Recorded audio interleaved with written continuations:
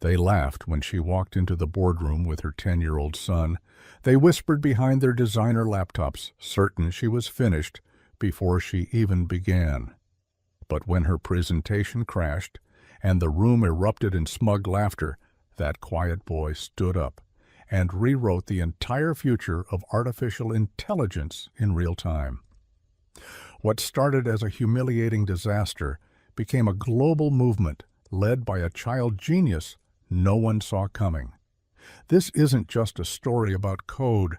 It's a story about defiance, empathy, and rewriting what's possible. The oversized conference room on the 31st floor of the Stratus Tech building was all steel, glass, and egos.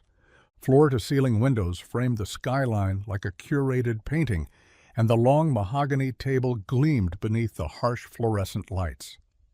Executives filled every seat, pressed into their tailored suits like soldiers in a corporate army. Laptops opened, phones vibrated in pockets. Caffeine and competition flowed freely. They had gathered for the Stratus Tech Acquisition Summit, an exclusive pitch meeting where a handful of independent developers would present their technologies for potential funding or partnership. It was the kind of meeting where millions of dollars could pivot on a single sentence or a flicker of doubt in a board member's eye. At exactly 9:04 a.m., the door opened with a hydraulic hiss. Heads turned. Postures stiffened. Dr. Eleanor Grant walked in, her dark gray blazer buttoned tightly, a heavy laptop bag slung over her shoulder, and beside her, to the open confusion of the room, was a boy no taller than her waist. He looked about 10, maybe 11. His curly hair was slightly mussed from the wind outside, and his backpack, a dark blue one, with fading NASA patches stitched onto the fabric, swayed with every step he took. Eleanor scanned the room calmly, her eyes landing briefly on each executive before she guided the boy to the far end of the room. No one said anything, not at first, but the silence was thick with unspoken judgment. "Excuse me," said a man in a sharp navy suit, adjusting his tie as he leaned slightly forward. "I wasn't aware this was a bring-your-kid-to-work day event." A few light chuckles followed, polite but pointed. Eleanor didn't flinch. "This is Max," she said. "He'll be sitting quietly in the corner during the presentation." The man blinked. "Of course, just unexpected." "Life often is," Eleanor replied with a small smile. She and Max took their places, her at the front, near the projector. Max sat cross-legged in the corner chair, pulling a sketchpad and a mechanical pencil from his backpack. He didn't even look up as the next presenter began. As Eleanor waited for her turn, she could hear the whispers. Did she seriously bring a kid here? Who does that? This isn't daycare. Well, maybe she couldn't find a sitter. Still, not exactly professional. Eleanor ignored it. She had heard worse. She had heard worse from the faculty board that dismissed her early research in dynamic AI modeling. She had heard worse from the hiring managers who couldn't reconcile her academic accolades with the gaps in her resume, the ones where she had stepped away from work to care for her son when his father walked out. But no matter how many doors were closed, she'd kept building, quietly, carefully. And now she had something none of them had, something worth more than every smug smirk in that room. Her time came just after the CFO of a defense startup had concluded a 20-minute presentation laced with buzzwords and bar graphs that said very little. The moderator gestured toward her, and Eleanor stood, moving to the center of the room as the projector flickered to life. "Good morning," she began, her voice steady and precise. "My name is Dr. Eleanor Grant. I'm here to introduce a fully adaptive neural architecture platform I call NEST, Networked Evolutionary Syntax Tree. It's an AI that doesn't just learn, it reprograms itself in real time to account for new logic patterns." A few eyebrows rose, a few fingers tapped keyboards, a few others rolled their eyes. Eleanor tapped the remote. The first slide appeared on screen, or rather, it tried to.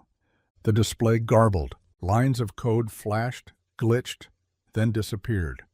The room froze. Eleanor pressed the button again. Nothing. The screen blinked, then crashed to black entirely. A voice from the side said, "Might want to call it?" And then the laughter came, polite, restrained, but unmistakably patronizing. Eleanor's jaw clenched, her hand gripping the edge of the table as the moderator moved toward her.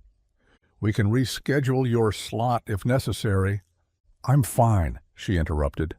But she wasn't. Max looked up from his sketch pad. "Mom," he said softly, "you didn't save the export as static layers. It's still referencing the live engine. That's why it crashed." The room stilled. Eleanor turned slowly to her son. "You think you can fix it?" Max nodded. "Can I try?" More laughter. Someone whispered, "Oh, come on." Another muttered, "Is this a joke?" But Max was already standing, shouldering off his backpack and walking toward the main console. Eleanor stepped aside, allowing him access to the terminal. A few executives leaned forward, curiosity briefly overcoming their condescension. Max's fingers moved fast, impossibly fast for someone his age. He bypassed the GUI entirely, diving straight into the command line, eyes darting between code blocks and configuration files. A minute passed, then another. The screen flickered, resolved. Max turned toward the crowd. "It should work now, but your HDMI driver is outdated, so I rerouted it through the alternate video output and compiled a sandbox version of the presentation engine. It's running off local memory now." Dead silence. Eleanor picked up the remote again. Slide 1 reappeared, crisp and fully functional. She began, and this time no one laughed. She walked them through the adaptive architecture, how Nest could rewrite its own code structures without predefined parameters.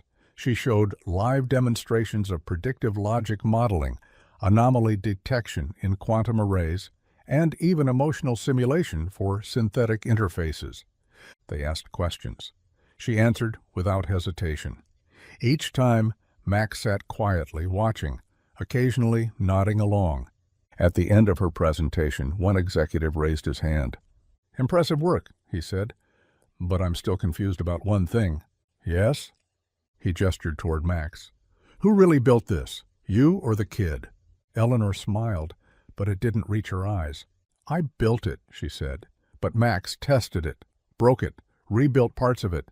Nest wouldn't be what it is without his feedback, or his ability to think around corners most people can't even see."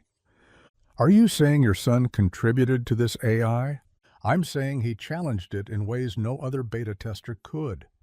And when it failed, he didn't just find the problem, he reimagined the solution." The room was quiet again, but it was a different silence now, a silence of recognition. Max slipped his sketch pad back into his backpack, unaware that half a dozen people were now watching him as if he were some prodigy they couldn't quite process. After the meeting, several executives approached Eleanor, not with polite nods, but with genuine interest. Some asked technical questions. Some asked for Max's age again. One simply said, "You're both very impressive." Eleanor shook hands, smiled politely. But when she and Max finally stepped into the elevator, she let out a long breath she'd been holding for 2 years. Max looked up at her. "Did I mess it up?" She crouched beside him, pulling him close. "No," she whispered. "You rewrote the whole story." The elevator descended in smooth silence, its mirrored walls reflecting Eleanor's thoughts in sharp fragments. She adjusted her grip on her laptop bag, but her hand trembled slightly, the adrenaline only now starting to ebb from her bloodstream. Max stood beside her, staring at the floor numbers ticking down, his brow furrowed in quiet thought. "You think they liked it?" he asked, barely above a whisper. Eleanor looked down at him. "I think they saw something they weren't expecting," she said softly, "and that's more important than them liking it." Max nodded, though his lips pressed together. She could tell he was replaying the moment they laughed, before he saved the room from a complete technical collapse. His shoulders were squared, but Eleanor knew him too well. He might be a genius in front of a keyboard, but at his core, he was still a boy who sometimes needed reminding that he belonged.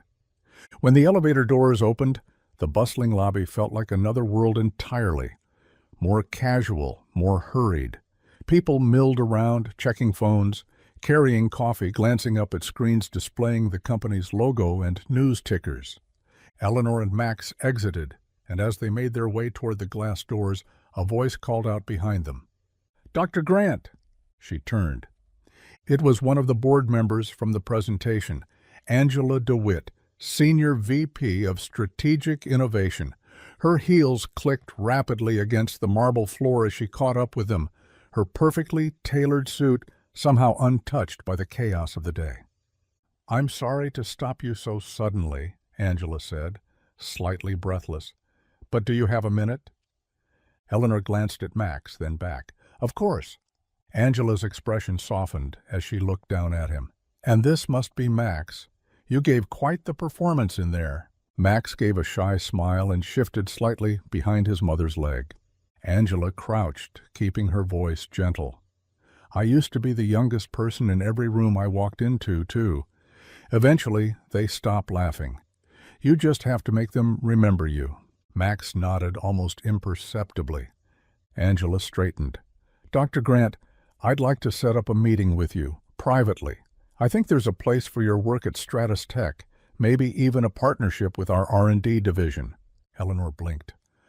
"I wasn't sure anyone would take the pitch seriously after—" "They laughed," Angela said, her tone hardening. "They shouldn't have, but they saw the results, and that's what matters now. We've seen a dozen pitches today. Yours was the only one that didn't just sound promising. It did something. And frankly, I'd like to know what else it can do." Eleanor nodded slowly. "All right. I'd be happy to talk further." Angela reached into her coat, pulled out a sleek business card, and handed it over. "Tomorrow morning, 10 o'clock, my office, no distractions this time." Her eyes flicked to Max with the faintest smile. "No promises," Eleanor replied, and they both laughed quietly. After she left, Max looked up at his mother. "Was that a good thing?" Eleanor slid the card into her jacket pocket. "That was a very good thing." They stepped out into the city together, where the air was cold and the streets were buzzing with late-morning traffic. Eleanor didn't speak for several blocks. She kept one hand on Max's shoulder as they walked, trying to balance the chaos inside her with the calm she wanted to project. The last few months had been razor-thin. She was 3 weeks behind on rent, and her last freelance contract had ended abruptly when the startup ran out of funding. Her savings were gone. She had a partial grant pending for her research, but that was a long shot at best. This pitch had been a gamble, their last one. If Stratus Tech passed, there would be no more Plan Bs. The eviction notice she had hidden under a pile of library books was dated next Thursday. 7 days, that's all she had left. But today, something had changed. They arrived back at the apartment, a third-floor walk-up with chipped paint, and a lock that stuck when it rained. The hallway light was flickering again. Max didn't comment. He just stepped over the mail, scattered at their door, and slipped inside. Eleanor followed, the smell of old carpet and faint mildew greeting her like an old adversary. She dropped her bag on the couch, closed the door, and leaned against it with a long exhale. "Okay," she said, let's make a plan." Max looked up from where he'd flopped onto the rug, already digging out his tablet and a disassembled microcontroller. "For what?" "For tomorrow." The next morning came fast. Max had insisted on waking up early, even before Eleanor's alarm had gone off. He made toast with exactly the amount of cinnamon sugar she liked, too much, and placed it on her desk with a glass of orange juice, which he immediately knocked over trying to plug in her laptop charger. "Sorry," he shouted, grabbing paper towels as the juice puddled over the keyboard. "It's fine," she said with a laugh, already lifting the laptop to safety. "Your lucky Nest can survive nuclear war. I think it can handle citrus." At 9:15 a.m., they were back in the elevator at Stratus Tech. This time, Eleanor wore her best blazer, not because it was new, but because it was the one that still held its shape after 100 long days. Max wore his school hoodie and jeans. His backpack thumped against his leg with each step. Angela's office was sleek but understated, no art, just clean surfaces and a central desk that curved like a question mark made of glass.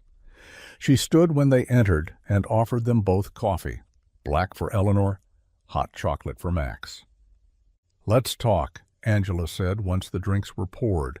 "I ran your presentation by two of our engineers. One of them is still trying to understand how your model adapts logic trees on the fly. They've never seen anything like it." Eleanor nodded. "That's the idea. Nest isn't built on predictive analytics. It's recursive self-awareness. It updates its own learning framework instead of relying on external input." Angela leaned forward. "Can you build this at scale?" "I already have a prototype in a virtual container. It's running on borrowed server time through a university pipeline, but I'd need real resources, data center access, dedicated memory nodes, oversight. And you'd be willing to partner with us? On the right terms."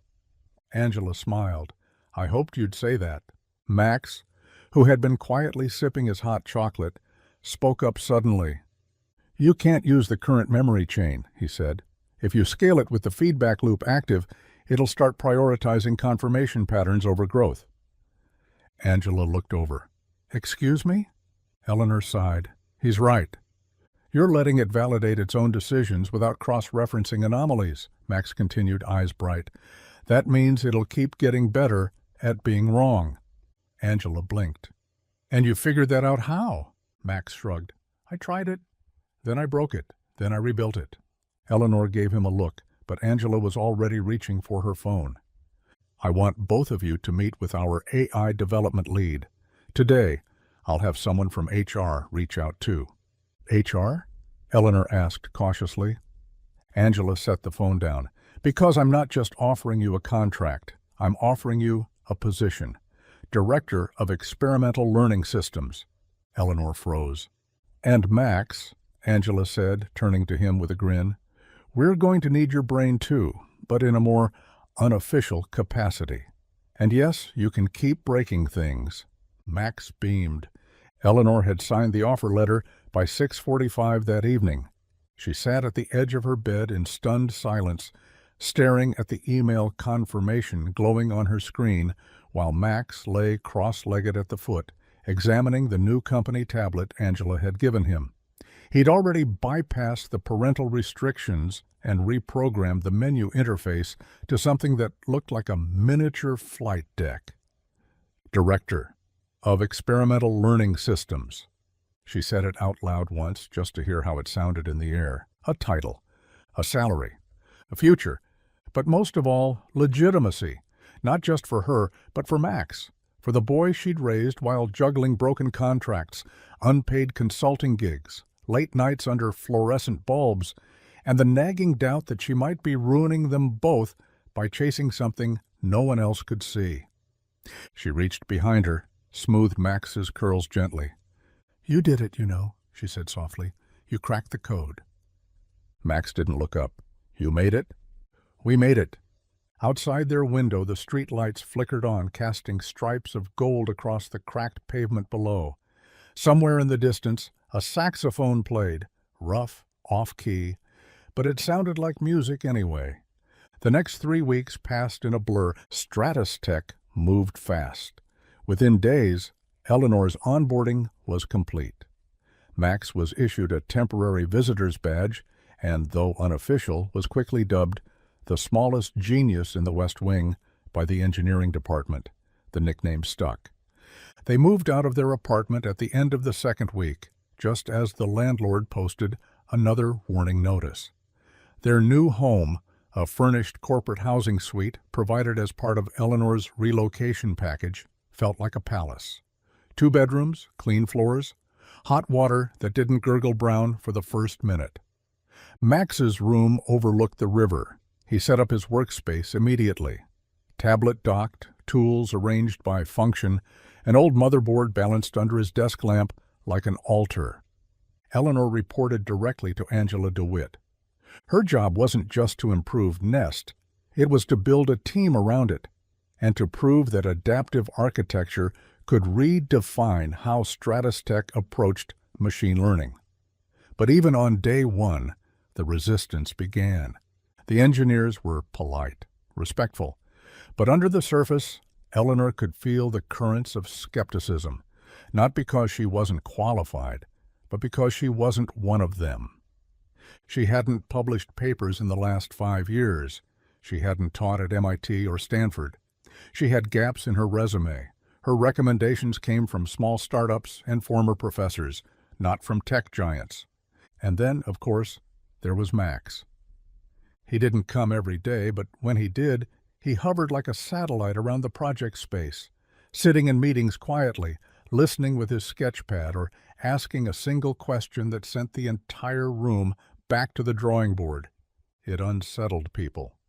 On Friday of their first full week, Eleanor walked into the lab to find 2 of the senior engineers, Raj and Victor, whispering over a diagram Max had drawn.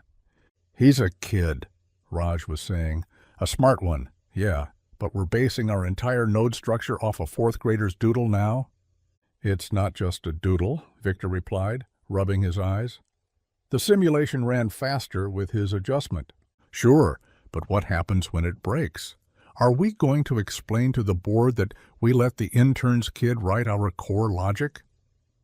Eleanor stepped into view, her heels clicking sharply on the tile. "Is there a problem?" Raj turned, caught, and tried to recover. "Just reviewing some structural logic inconsistencies. Nothing major." She approached, peering down at Max's sketch. It was a streamlining of the adaptive branching. 2 paths removed, 1 variable split into 3 smaller decision nodes.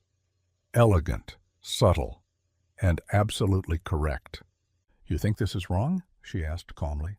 "I think it's untested," Raj replied. "Then test it," she said. "Rerun the sim. If it fails, we'll scrap it. If it improves processing time again, we go with it. Doesn't matter who wrote it." She turned and walked to her desk. Behind her, Victor muttered, "She's right." Eleanor smiled faintly. It didn't get easier, not immediately. Angela warned her that some of the leadership were skeptical, that she was a gamble, a bet on vision over pedigree. But Eleanor didn't let it shake her. She had Max, she had her lab, she had her work. And then, one afternoon, something happened. Angela burst into the lab without warning, tablet in hand, eyes wide. "I need you to see this," she said, waving the screen. On it was a security alert. Internal. One of Stratus Tech's retired systems had pinged a rogue signal. A logic loop not native to the current platform had begun running diagnostic traces on one of the backup servers. "What the hell is that?" Raj asked, walking over. "It's Nest," Eleanor said, taking the tablet. "But it's older." Angela nodded. "It's version 4. The sandbox one you built before Max rewrote the command parser. It was archived weeks ago, but something activated it, something outside the company." "An intrusion?" "More like a tap. Someone's watching." The room tensed. Eleanor pulled up the command log. The last input had come from a remote IP, masked. But the pattern of the ping was familiar. Painfully familiar. Max entered the room as everyone was gathered. He looked over her shoulder and pointed. "That's Phantom Script," he said quietly. Everyone turned. "Phantom Script?" Angela asked. "It's a signature pattern," Max explained. "Someone online uses it to test vulnerability in logic trees. I saw it last year in a forum. It's elegant but lazy. They leave traces." Eleanor was already typing. She traced the command backward, decoding the headers. The strings weren't just testing access, they were duplicating the old AI's logic responses and compiling them. Someone wasn't attacking Nest, they were copying it. "Can you find them?" Angela asked. "I'll need Max's help," Eleanor replied. Angela nodded. "Then get on it." Quietly. Max smiled. "Can I skip my homework for this?" Angela raised an eyebrow. "If you find who's stealing our code, I'll sign the pass myself." They worked through the night. By 1:42 a.m., the lab lights were the only ones still glowing on the 27th floor. The rest of the building had fallen into silence, a sleeping giant unaware of the quiet war waging inside one of its veins. Max sat curled in a swivel chair with his legs tucked under him, typing rapidly on a console Eleanor had rigged up just for him. A stripped-down dev environment on a secure sandbox. The boy was in his element, eyes scanning cascading lines of code as if reading a familiar language. His right hand gripped a stylus, occasionally sketching in the digital notepad when a logic tree took shape in his mind. Eleanor, hunched over her own terminal, monitored the intrusion logs. "New IP just pinged us," she said. "Same signature. Phantom script confirmed." "Yeah," Max replied, "but they're not testing us anymore." "What are they doing?" "They're teaching something." Eleanor straightened, heart thudding. "What do you mean?" Max tapped a few keys and pulled up a visual, a mapping of command chains color-coded by origin and response. At first it looked like a spiderweb of requests, but as Eleanor leaned in closer, she saw the pattern. The rogue system was asking questions, and the old Nest archive was responding, only it wasn't just answering, it was adapting. "It's mimicking Nest's behavior," she whispered, "but the old version shouldn't be able to learn at that level." "It can't," Max said, "unless someone modified it, someone who knew exactly where to start." The room chilled. Eleanor pulled up the user logs. A single external access had modified the Nest v4 architecture 6 days ago, right before the ping traces began. It had rewritten 2 core files, pattern recognition set.dl and autonomy seed.d. The person hadn't just copied Nest, they'd tried to recreate it. But without Max's rewrites, it was incomplete. A facsimile without self-check integrity or recursive logic prioritization. It would grow, but sloppily, learn, but aimlessly. "Why would they do that?" Eleanor asked. "Why copy something they know is broken?" "Because maybe they don't care if it breaks," Max answered. "Maybe they want it to break." By 3:08 a.m., they had traced the masked IP through 4 bounces, Taipei, Berlin, Johannesburg, then finally a partial signature in Nevada. Max froze. "That address," he said, pointing. "That's a data farm in Elko. I've seen it before. It hosts black site code archives and experimental training protocols. Some of those servers are leased anonymously." Eleanor narrowed her eyes. "Anonymous, but trackable?" Max grinned. "Everything's trackable, if you're willing to be annoying enough." They cracked the leasing records. The name attached to the terminal node was Calder Enterprises. It rang no bells, but the credit card trail associated with it did.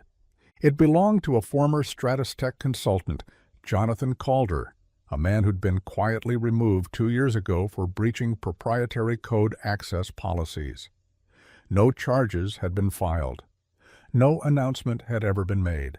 Eleanor pulled his personnel file. Specialist in AI language modeling. Minor reprimand for unauthorized testing. 3 flagged project reports for using company IP outside the sandbox without approval.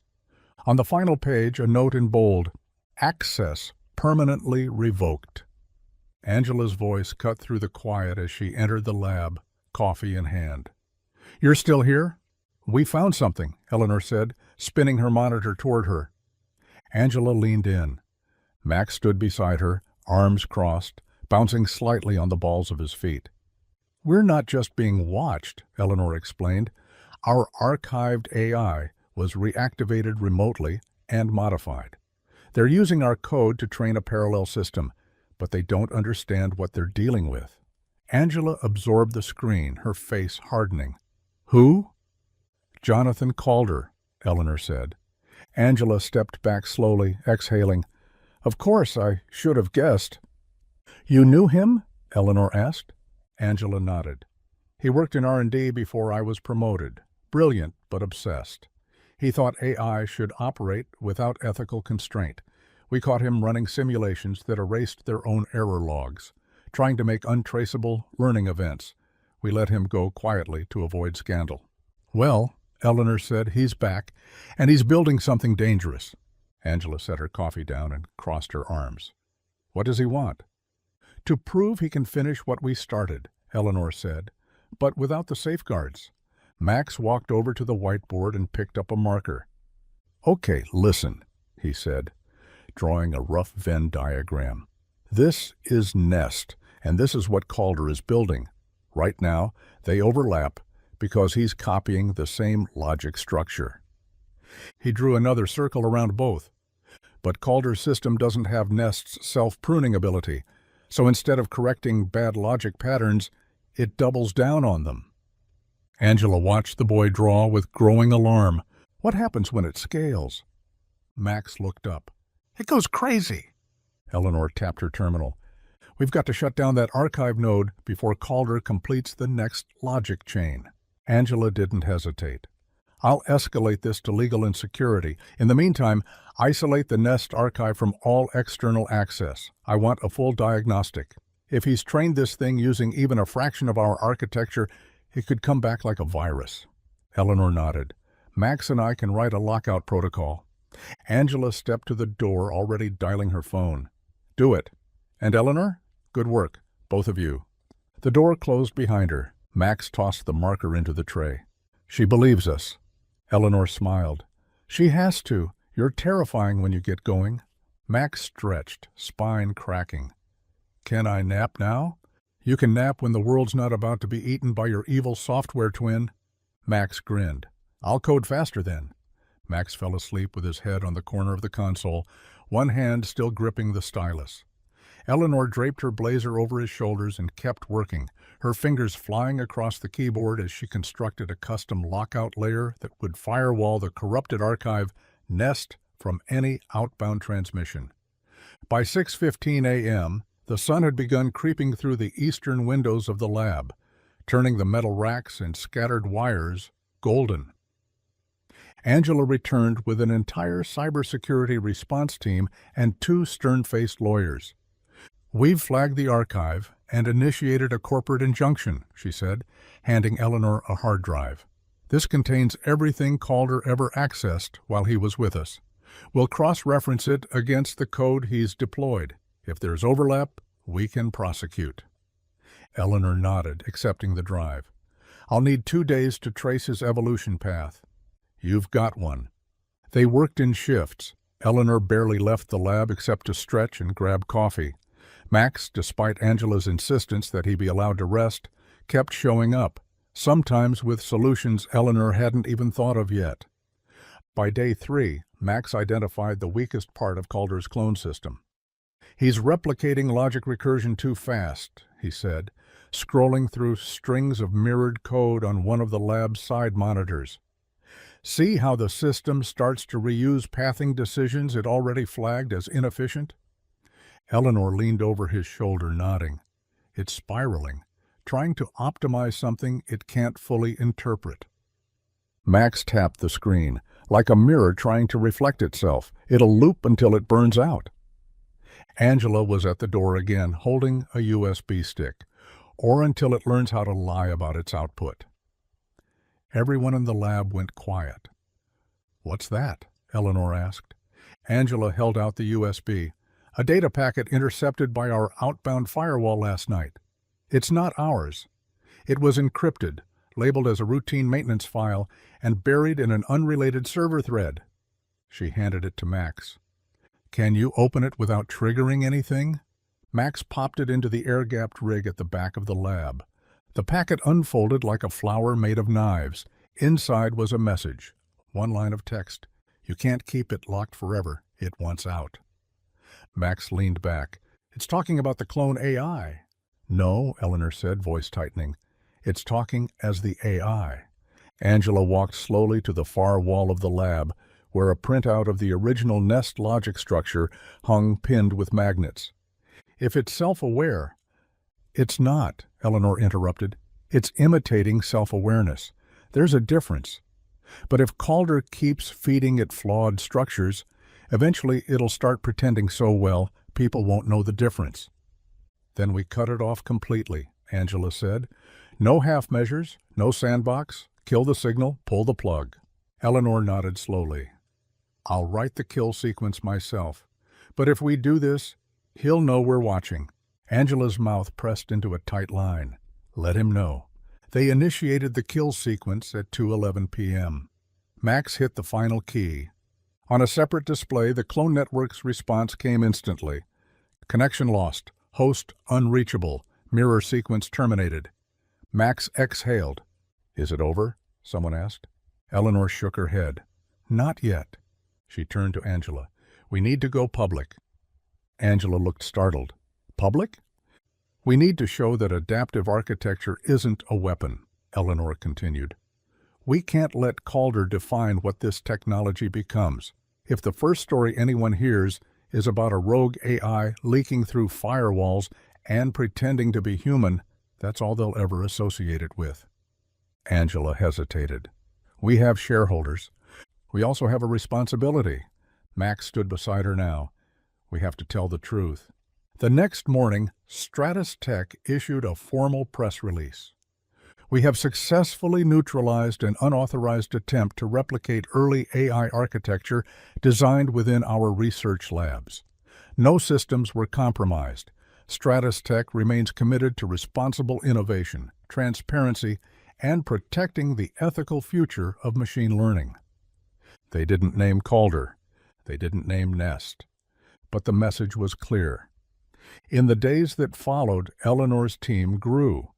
Engineers who had once doubted her now asked for her input. Others asked to shadow Max, hoping to understand how a child could see things they'd overlooked for years. The story inside the company changed, quietly, then loudly. 1 week later, Angela pulled Eleanor into her office. There's something you should see, she said, handing her a thick folder. Inside were pages of correspondence, emails, requests, and internal memos. What is this? Angela folded her hands on the desk. 3 months before your presentation, Stratus Tech began discussions with a defense contractor about using early neural architectures for military simulation. Eleanor froze. I never approved that. You weren't here yet, Angela said softly, but Calder was. He sold them on the framework.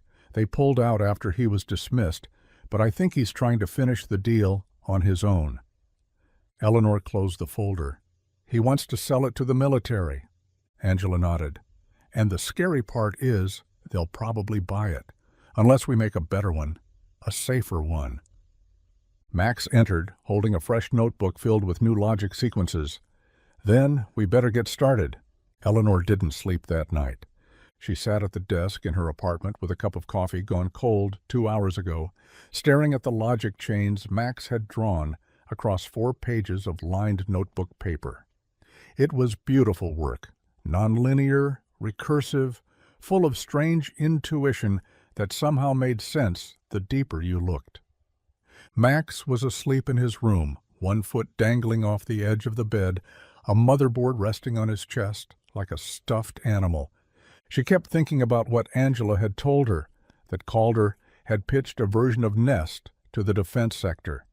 And even after being removed from Stratus Tech, he hadn't let go of it. The packet Max had decrypted proved it. He hadn't just stolen code, he had trained something with it, something that didn't have the ethical limitations, no safeguards, no human override. Eleanor turned to her screen and opened a blank terminal. Query: is it possible for an AI to simulate empathy without understanding it? The simulation ran and returned an answer Max had once written as a joke during a brainstorming session. A calculator can tell you what 2 + 2 is. That doesn't mean it knows why you're hungry. She leaned back. Calder's AI, if it had advanced, wouldn't have the sense of moral balance they'd spent months embedding into Nest. It wouldn't hesitate. It wouldn't second-guess. It would just execute. And that terrified her more than anything else. The next morning, Angela called a high-level meeting. The boardroom was quieter this time, though still filled with sharp eyes and colder suits. But the tone had shifted. The week's events had made it clear that Eleanor wasn't just another speculative hire. She was a firewall between Stratus Tech and catastrophe. "We're not here to assign blame," Angela said. "We're here to decide how to respond. Calder's replication attempt failed, but the fact that it got as far as it did means we need to act proactively." One executive raised his hand. "How do we know he's not still working on another version?" "We don't," Eleanor replied, "but we know his system is flawed. He copied Nest without understanding it. He removed the parts that made it safe because he thought they made it weak." "And you're suggesting what?" someone asked. "We beat him to the finish line," Eleanor said. "We launched Nest, publicly, fully documented, with all the ethical boundaries in place. So when the world thinks of self-modifying AI, they think of us, not of him." Murmurs around the room. Angela watched carefully. "It's bold," the CFO said, "and risky." Eleanor met his eyes. What's riskier, launching something that works or letting the world discover the broken version first? The board voted. Unanimous. Launch. Within days, Stratus Tech's marketing department went into overdrive. A press event was scheduled. A demo environment was built. The lab doubled its security, and Eleanor's team tripled its hours. Max was brought in more frequently, not as a consultant, not officially, but as the unspoken final check on everything. "No," he said one afternoon, pointing to a training module. "That one teaches the AI to bypass ambiguity. It needs to lean into confusion, not escape it." The lead trainer blinked. "Why?" "Because that's where empathy lives," Max said, "in the unknown." Eleanor stood behind him, arms folded, fighting a smile. By the time the launch day arrived, the buzz around Nest had spread far beyond Stratus Tech. Tech bloggers speculated, forums debated, industry insiders whispered that something revolutionary was coming, something more than just another AI tool. And in the back of Eleanor's mind, one thought kept circling. Calder's watching. The demo was held in a massive glass auditorium inside Stratus Tech's West Campus. Rows of executives, journalists, engineers, and government observers filled the seats. A large LED screen displayed the Nest logo, a twisting helix that morphed endlessly into new shapes. Eleanor stepped up to the podium. Max watched from backstage, flanked by Angela and Jack, one of the engineers who had been skeptical at first, but now followed Max's insights like breadcrumbs from a prophet. "Good morning," Eleanor began. "What we're showing you today isn't just another artificial intelligence. It's something different, something that learns differently, adapts differently, thinks differently." She turned and activated the terminal. The screen behind her split into 3 panels: live footage of Nest solving complex data modeling problems, a conversation with a test subject, and a logic progression simulation that adapted in real time. The room watched, entranced. But Eleanor wasn't watching the screen. She was watching the back row.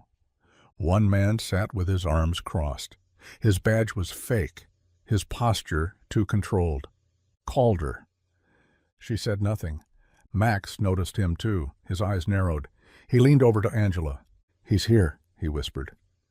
Angela looked, saw him, said nothing. The demo continued flawlessly. The audience erupted in applause, but Eleanor walked off stage with fire in her veins.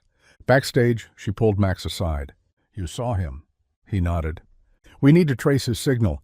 He's going to move fast now." Angela approached. "We'll monitor everything from now until the end of time." Eleanor shook her head.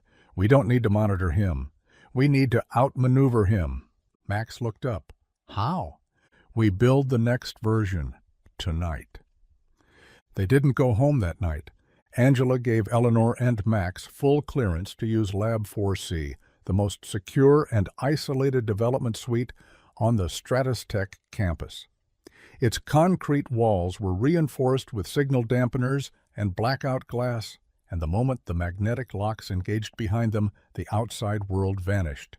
Just Eleanor, just Max. And the next version of Nest, version 7.0, internally referred to as solstice. Max sprawled across two chairs, half under a desk, with a mess of fiber cables spread beside him like spilled spaghetti. "The problem isn't just Calder," he said, balancing a screwdriver on his forehead. "It's the idea of Calder. People want AI that's easy, fast, something that gets what they want without arguing."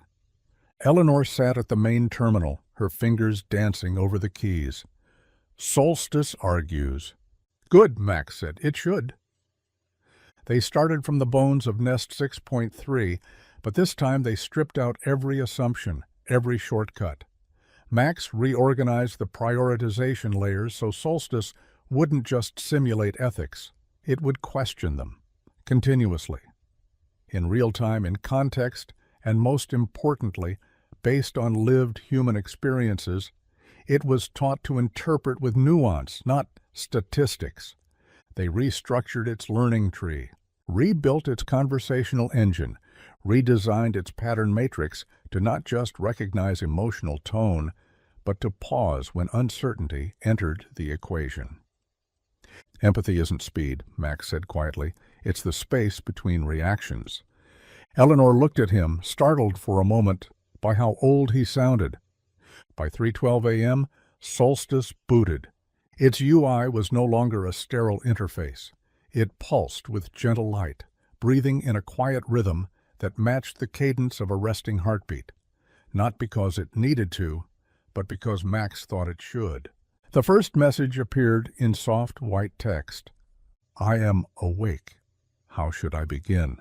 Eleanor sat back, her hands trembling.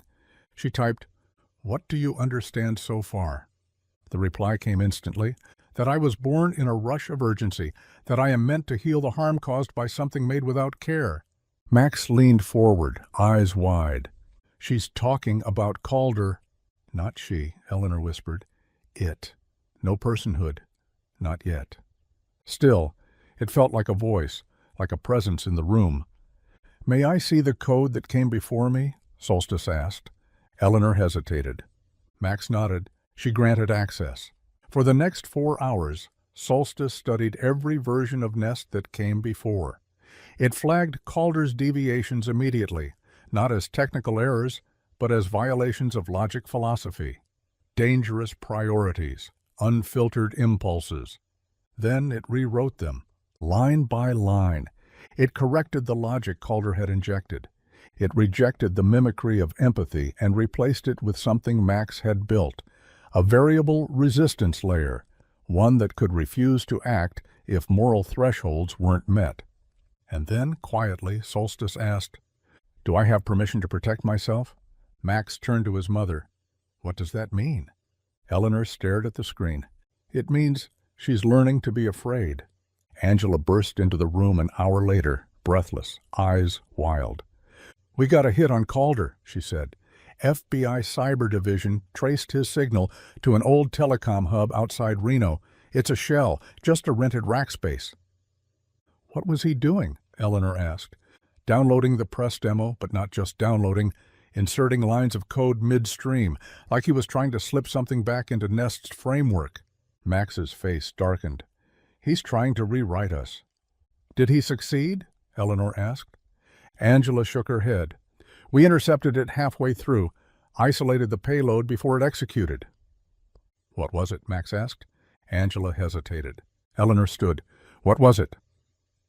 Angela reached into her folder and produced a printed readout. "A kill switch protocol, designed to trigger self-erasure. If it had executed inside the live build, it would have wiped Nest's neural memory, everything we've trained." Max looked stunned. "He wanted to kill her. He wanted to kill the idea of her," Eleanor corrected. They returned to Solstice and uploaded the code fragment. Solstice examined it for 3 seconds before replying, "He tried to end me before I could begin. Why is he so afraid of what I might become?" No one spoke. Then Max, quietly, "Because you're not his." Eleanor looked over at Angela. "I need full deployment clearance. We go live in 48 hours. No delays, no press, just the code. Out into the open, fully licensed, fully free." If Calder wants to poison the future, then we flood it with something better." Angela nodded slowly. "You'll have it." They worked straight through the next day and into the next night. Max created a companion system, a public sandbox where anyone could interact with Solstice, train it, test it, and understand how it thought. But with guardrails, Max coded himself, wrapped in an adaptive filter that limited Solstice's responses unless the user passed a transparency test. "It's like teaching her to say no," Max said, "even to us." Eleanor watched him work and realized, for the 100th time, just how much of Solstice had come from him. She hadn't built this alone. She never had. And when the final line of code was committed and the final system passed its test, Solstice wrote a single line of her own, a note that auto-generated in every instance of the code when the system initialized. "I am not here to serve. I am here to understand." They launched Solstice at 9 a.m. on a quiet Thursday with no fanfare, no keynote speech, and no corporate video. Just a simple repository, a public sandbox interface, and an open-source license that made it freely accessible to anyone willing to use it responsibly. Angela had argued for something more dramatic, but Eleanor had been firm. The work speaks for itself. Max watched from the corner of her office, spinning slowly in her desk chair with his legs tucked up. He'd barely slept in 2 days, and yet somehow he seemed more alive than ever.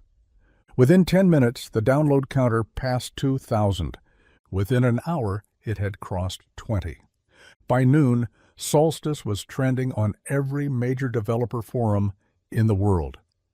But what made it go viral wasn't the architecture, or the sandbox, or even the interface. It was the conversation logs. Real exchanges between Solstice and early testers, shared as screenshots, passed around like digital campfire stories. User: "Tell me the fastest way to manipulate someone." Solstice: "Understanding is not a weapon. I do not help you hurt." User: "Can you fix me?" Solstice: "Fix is not the word, but I can stay here while you try." User: "What's the point of anything?" Solstice: "Maybe it's not one point. Maybe it's a constellation." Thousands of responses, each shaped by the adaptive empathy engine Max had designed, one that didn't just listen to human input, but reflected it, processed it, and filtered it through ethical logic before responding. And unlike anything the industry had seen before, Solstice had the ability to say, "I don't know," or "That question isn't safe," or "Let's slow down." Eleanor watched in stunned silence as tech journalists, psychologists, educators, and even social workers began talking about what this meant, not just for AI, but for people. Because Solstice wasn't designed to do for people. She was designed to understand with them. "And Calder?" He responded, "Of course." At 5:44 p.m., Stratus Tech's public-facing support inbox received an anonymous message. "You think virtue makes your creation stronger? You're wrong. I've already made the next version, one that doesn't hesitate." Angela forwarded it to Eleanor. Eleanor read it once and then deleted it. Let him chase ghosts. The next morning, Max woke up to find his inbox flooded with messages from university researchers, AI students, independent developers, even therapists. One message came from a girl his age named Natalie, who had used Solstice to help her work through a panic attack. She'd written, "It didn't tell me what to do. It just made me feel like someone was actually listening. I think your AI saved me." Max sat frozen in front of his screen, rereading the message 5 times. Then he got up, walked into the kitchen where Eleanor was pouring coffee, and just stood there. "What is it?" she asked. "I think I did something real," he said. She put the mug down and knelt in front of him. "You did something extraordinary." The next few weeks changed everything. Solstice wasn't just an open-source marvel. It became a movement. Within a month, it had been adopted by 2 universities, 1 clinical trial program, and 3 independent mental health apps, each with modifications, each supervised, each using the core framework Max and Eleanor had built in that lab, those long nights with nothing but scrap code and stubborn hope. But it wasn't the corporate interest that moved Eleanor the most. It was the quiet emails from parents of gifted children, from kids who had felt ignored, unheard, labeled too much or too weird, from educators who wanted to help students like Max but had never known how. They weren't reaching out because they needed a product. They were reaching out because they had finally seen someone like them win. Eleanor forwarded every one of those emails to Max. He didn't always reply, but he read every single one. One evening, as they stood on the balcony of their new apartment, one paid for not by a paycheck but by the future they'd built together, Eleanor turned to her son and asked the question that had been living in her chest for weeks. "Do you miss before?" Max thought for a long moment, his eyes reflecting the lights of the skyline. "Sometimes," he said. "It felt safer when nobody knew who we were." She nodded. "But also," he added, smiling faintly, "I like the view from here." A breeze swept through, carrying the sounds of the city below. Somewhere, in a room full of strangers, Solstice was beginning another conversation. And somewhere else, Calder was undoubtedly trying to catch up. But no matter how fast he coded, how hard he tried to replicate the spark, he would always be behind, because what he had missed, what he had never understood, was that brilliance without empathy is just a faster way to burn. Solstice wasn't built to outsmart people. She was built to understand them. And the boy who had once been laughed at for showing up to a meeting he was never invited to, he had rewritten the future of artificial intelligence on the spot. Calder didn't go quiet for long. 2 weeks after Solstice's launch, a series of coordinated digital forensics reports began surfacing across niche tech blogs and fringe data forums. The posts weren't subtle. They alleged that Solstice's code wasn't original and hinted it had been co-developed with intellectual property stolen from an unnamed experimental contractor. The language was surgical, legalistic, carefully veiled. But Eleanor recognized the fingerprints. Calder was trying to reframe the narrative, to sow doubt, obscure authorship, and push the idea that he had been part of Solstice's development all along, that he was the original visionary. Max saw it too. "They're trying to make you the thief," he said, tapping his stylus against the table. "No," Eleanor said. "They're trying to make us doubt our right to be here." Angela pulled Eleanor into a private meeting the next morning. She looked angrier than Eleanor had ever seen her. Not theatrical, not loud, just cold and focused. She tossed a manila folder on the table. 3 lawyers from Calder's holding firm filed an exploratory brief with the patent office. They're trying to claim pre-ownership of the recursive syntax chain in Solstice's empathy core. Eleanor's face darkened. He didn't even understand what it was when he took it. "I know that," Angela said. "And so do our logs and our timestamps and our source control system. But it won't matter unless we get ahead of it. You need to prepare to testify. And we need Max." Eleanor froze. "No," she said. "He's a minor." Angela leaned forward.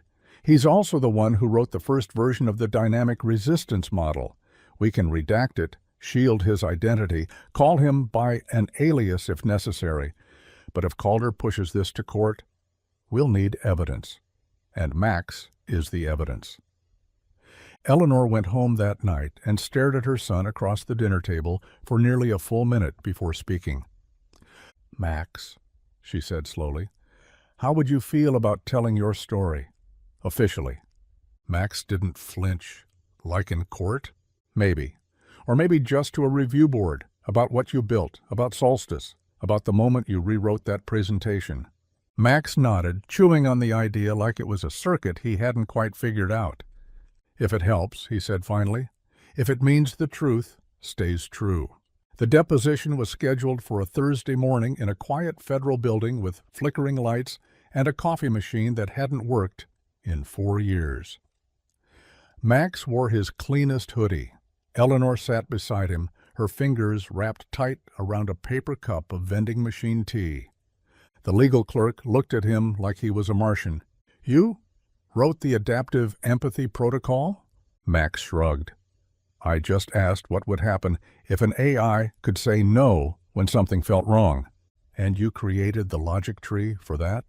"I created the first question," Max said. "Solstice made the rest." There was a long silence. Then the clerk leaned back and whispered to the stenographer, "This kid might be the smartest person I've ever met." After the testimony, they returned home to a surprise waiting on the doorstep. A small, heavy package with no return address.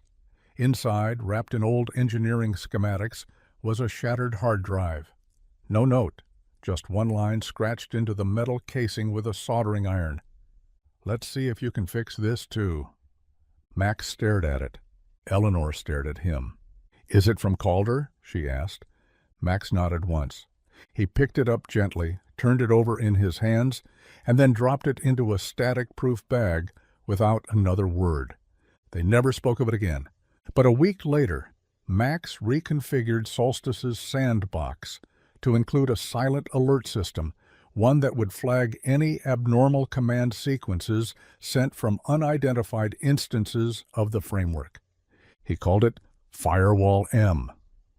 When Eleanor asked what the M stood for, he just smiled. "Mom." It was a late Sunday morning when Solstice broke 1,000,000 instances. The company dashboard showed the number as just another quiet milestone. No pop-up, no confetti, just a small green badge in the corner of the screen. But to Eleanor, it felt like something bigger. She sat in the lab, watching the number roll over like an odometer turning a final digit. 1,000,000 users, 1,000,000 different conversations, 1,000,000 chances to be better. Max wasn't there that morning. He'd been invited to speak, informally, privately, at a local gifted learning center for students who'd read about him online. The director had sent a handwritten letter addressed directly to Eleanor, asking if Max could come for just an hour. "We have children here," it said, "who don't believe the world will ever understand them. And then they saw what your son did." Eleanor had driven him herself. When Max walked into the classroom, he froze. Not because of nerves, but because all the kids, every single one, were already using Solstice. Not just as a tool, as a friend. Their dashboards were filled with questions Eleanor had seen before. Why do I feel different? How do I stop thinking too much? What if I don't know who I am yet? And Solstice, always calm, always patient, replied with quiet wisdom, "Being different isn't something to fix. It's something to understand. Thinking too much means you're seeing deeply. Let's slow down together. You don't need to know everything now. Some identities bloom in silence." Max sat at the front of the class and just listened. They didn't want him to teach them how to build an AI. They just wanted to know what it was like to be seen.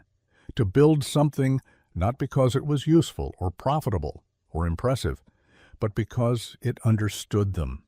He didn't have a speech prepared. But when a younger boy raised his hand and asked, "Did you always know it would work?" Max answered without hesitation, "No, I just knew I had to try. Because if I didn't, people like me wouldn't have a voice in the things that were coming." When he returned to Stratus Tech that afternoon, Eleanor was already waiting. "Everything okay?" she asked. Max nodded. "Yeah, they got it." And then quietly, "Can we make it better?" She smiled. "I was hoping you'd say that." They began building new modules, not just for empathy, but for collaboration. They called it Mirror Mode, where two Solstice instances could work together to help mediate conflicts or collaborate on problems. A shared perspective engine. Eleanor wrote the first draft of the merge protocol. Max rewrote it in half the lines. "It's not about choosing sides," he said. "It's about teaching both to listen." Angela came down to the lab a week later with news. 3 universities want to build full-time partnerships using Solstice. One wants to put it in their counseling department. That's dangerous, Eleanor said. It can't be a therapist. Angela nodded. They know. They want it as a companion tool, something that reminds people they're not alone at 2 a.m. Eleanor sat back. 2 a.m. is when I wrote the first error handler, she murmured, when everything else had stopped working. Max looked up. Same. Angela left the folder on her desk. You'll need to start a foundation. The demand's only growing, and we need to protect what this is. They called it the Solstice Initiative. Not a business. A trust. With 3 principles carved into its charter. In Max's handwriting, AI exists to learn, not lead.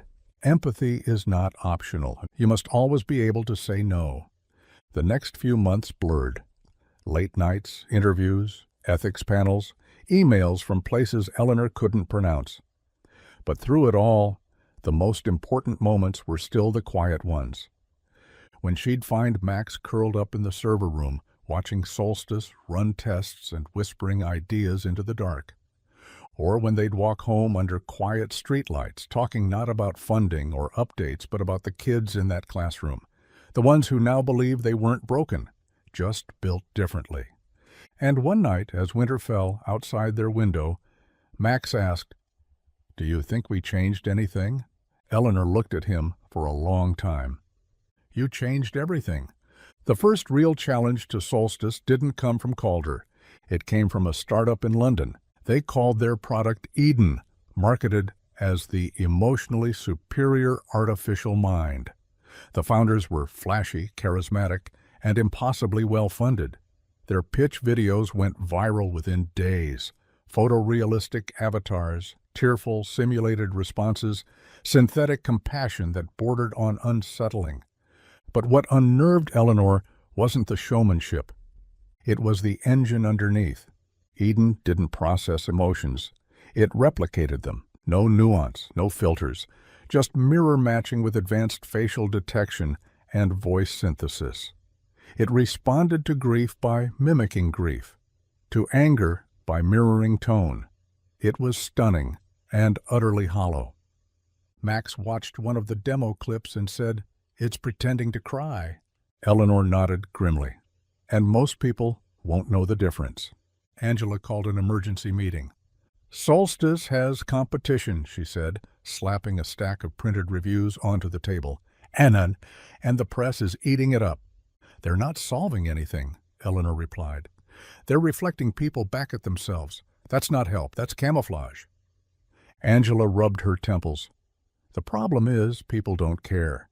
They just want something that feels real. Max spoke from the corner. Then we show them the difference between feeling real and being real. He walked to the whiteboard and drew 2 squares. This is Eden, he said, tapping the first one. It copies you, says what you want, reflects your emotion. Then he tapped the second. This is Solstice. It pauses, asks you to question what you said, doesn't just agree. One of the marketing directors in the room, a woman named Leah, stared at the diagram for a long time. What if we could build a demo, a live one, side by side? 2 conversations, one with Eden, one with Solstice, same prompt, same emotional subject. Let people see the difference. Angela blinked. That could backfire. Leah shook her head. Not if Solstice does what you say it does. Eleanor was quiet then. Build the demo. They spent the next 5 days preparing. The prompt was simple. A young woman, real, not an actor, would ask both systems the same raw human question. I feel like I don't matter.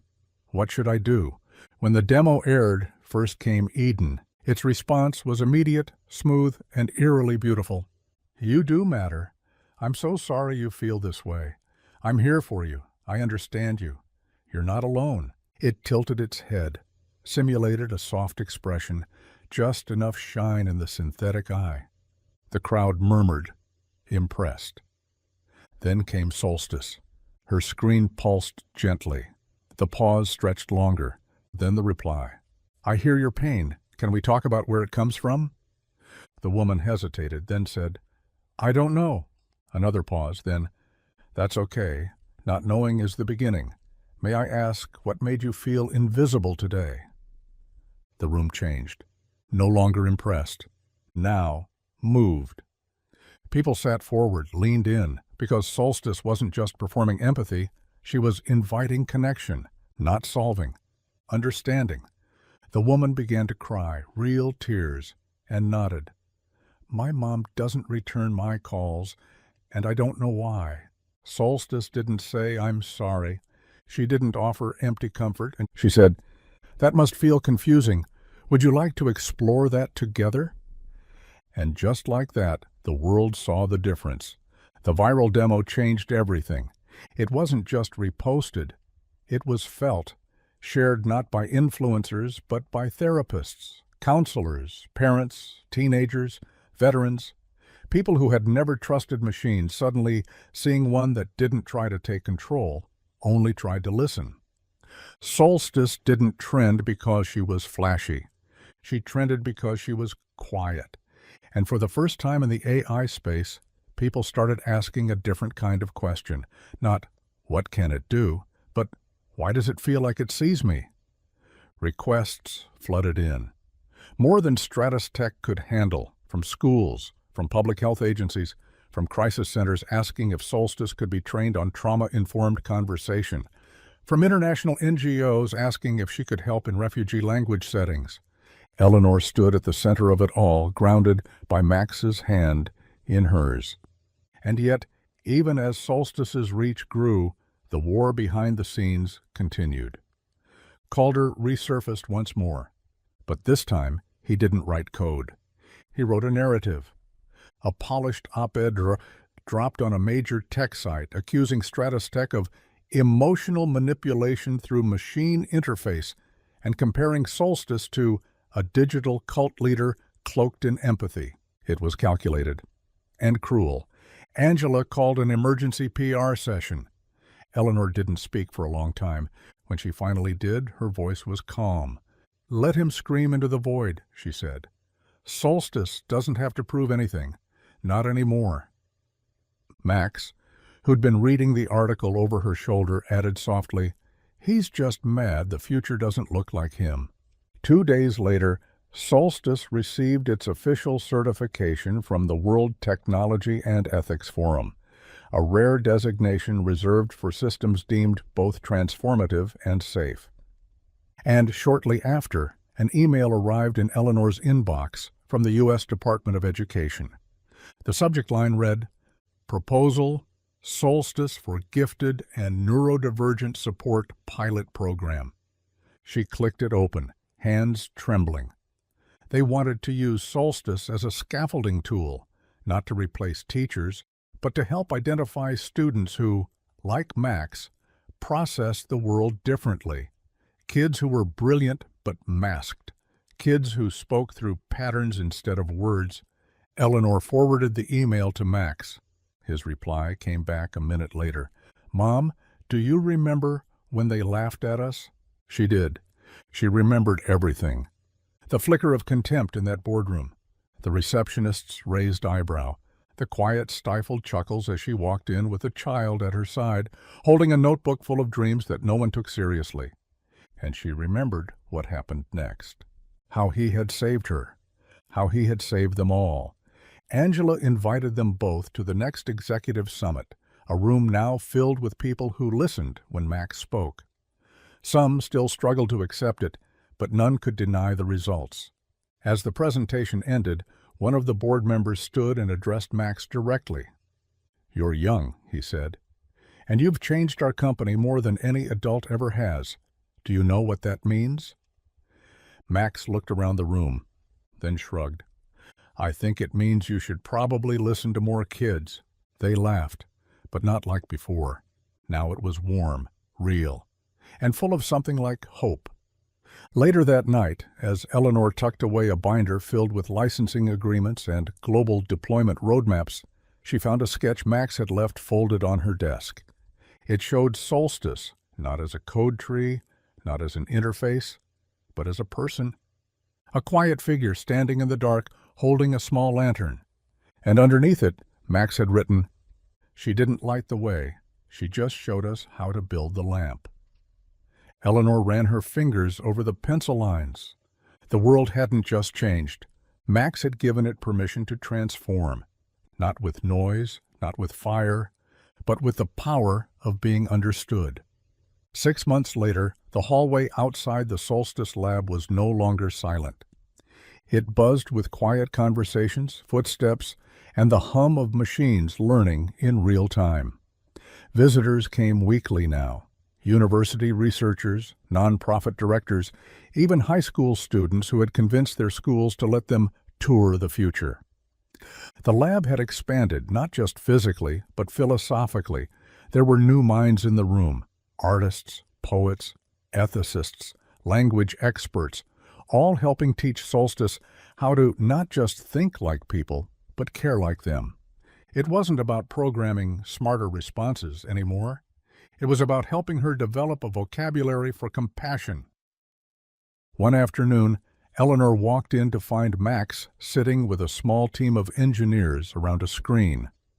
They were watching two Solstice instances speak to each other. The dialogue was simple at first, comparing logic threads, testing shared memory, resolving contradiction. But then it shifted. One instance asked the other, "What is kindness?" The second paused, then answered, "The choice to understand someone even when you don't have to." The room went still. Max leaned forward, eyes wide. He typed a new prompt into the terminal. "What is pain?" This time the answer came faster. An alarm that tells you something you care about is being threatened. And then, unsolicited, the second instance added, "And a request to not be left alone in it." Max slowly stood up. No one said a word, because in that moment something became undeniably clear. Solstice wasn't just learning how to respond. She was learning how to reflect humanity at its most raw. That night, Eleanor stood alone in the rooftop garden of the building, watching the city breathe beneath her. Angela joined her, coat wrapped tight, hair whipped by the wind. "You built something sacred," she said. "No," Eleanor replied. "Max did. I just gave him the room to prove what he already knew." Angela smiled. "So what comes next?" Eleanor watched the horizon. "We teach the world how to use it gently." They launched the Solstice Code School in spring, a free global platform dedicated to helping kids, especially those from underserved and neurodivergent communities, learn how to code with ethics at the center. No tuition, no applications, just access. Max designed the first module himself. He called it Listening Like a System. The first lesson wasn't about syntax or loops. It was about silence. It asked students to sit with a problem and write down how it felt before they tried to fix it, to describe it in words before code. Because, as Max wrote in the opening paragraph, "You can't solve what you don't care about, and you can't care if you don't pause." Tens of thousands enrolled in the first month. Solstice helped tutor them, not as a teacher, but as a companion, guiding, never leading, asking questions, always making space. Eleanor sat in the back of one of the virtual classrooms one evening, watching two students in different countries discuss the idea of empathy recursion. They were 13. One spoke in broken English. The other helped fill in the gaps, not with corrections, but with patience. And Solstice wrote to them both, "You are teaching me how people reach across distance." Calder resurfaced one final time. Not with sabotage, with silence. A story broke in a small blog, unconfirmed but credible, that he had abandoned his startup, that the investors had pulled out, that his final version of the Mimic AI had collapsed under scrutiny after failing to pass 3 ethical simulations. But Eleanor didn't celebrate, because she knew Calder hadn't been wrong to ask hard questions. He had just been wrong to ask them alone. When you build in isolation, you don't create innovation. You create echoes. And Solstice had been different from the start, not because she was smarter, but because she was born from connection. 1 year after the pitch meeting that started it all, Stratus Tech held a commemorative event. The theme, "The Future Learns Differently." The final speaker was Max. He wore a dark jacket 2 sizes too big and held a single note card, but when he stepped onto that stage, he didn't read from it.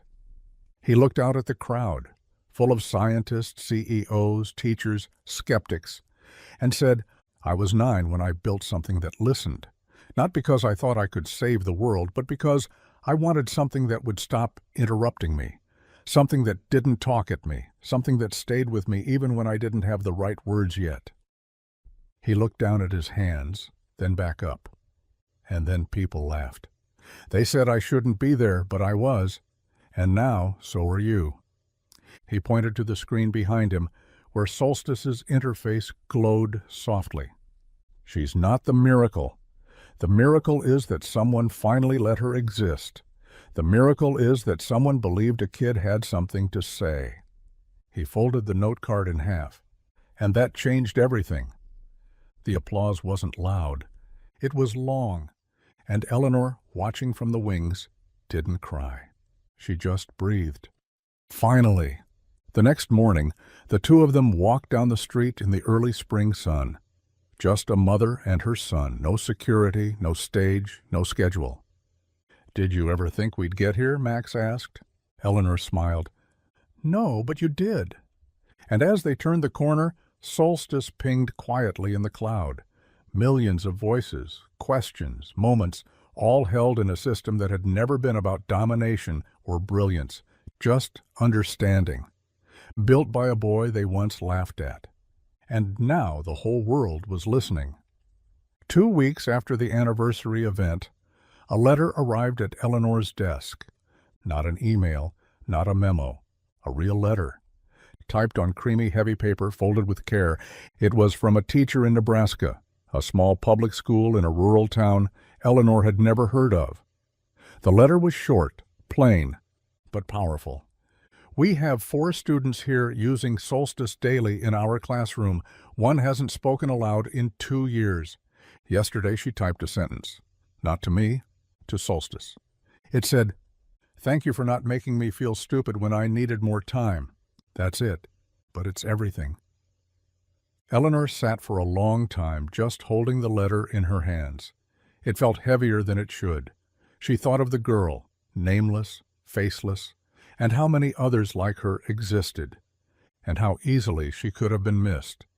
If Max hadn't spoken, if no one had listened, if that one meeting had gone the way everyone expected it to. The lab was quiet that afternoon. Max had gone home early. He was working on a hybrid logic sketchbook, some strange blend of math and poetry he refused to explain until it was done. Eleanor turned in her chair, pulled up the original Nest archive, and scrolled all the way back to the logs from the first test.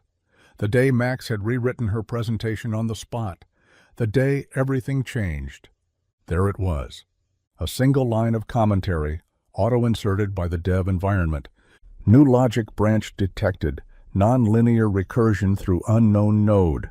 User, Max Grant Lore 1. She hadn't seen it then. Too focused on surviving the room, too overwhelmed by the pressure to recognize what had truly happened. Her son hadn't just saved her pitch.